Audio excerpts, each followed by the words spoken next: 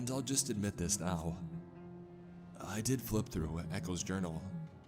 I had to know. Most of the pages were torn out, like she knew what was going to happen and didn't want anybody else to read them.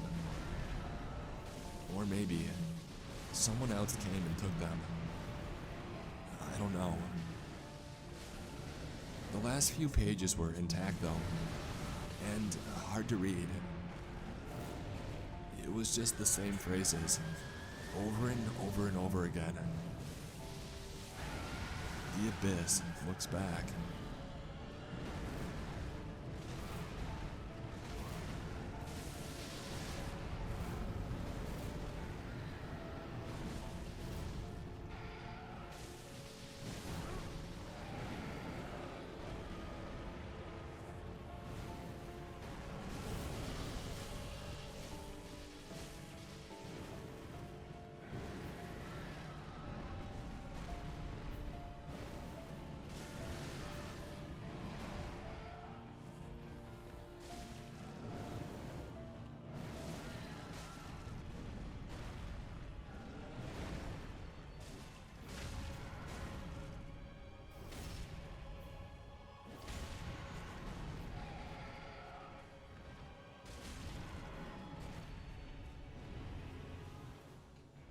There are over 3 million lakes in Alaska, more than anywhere else in the United States.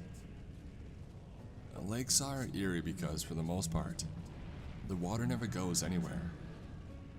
And if you want to lose something forever, you can drop it in the ocean or a river and rest assured that it will never resurface in the same place that you had dropped it. Lakes just sit there.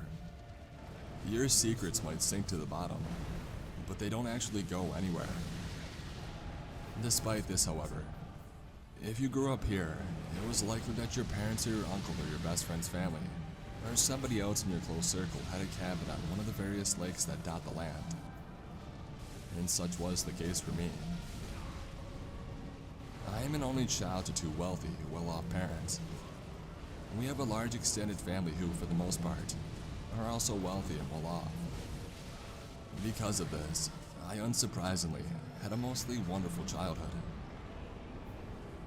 And despite not having any siblings, I have many cousins, both in the States and in other places in the US, and much of my childhood was spent with them.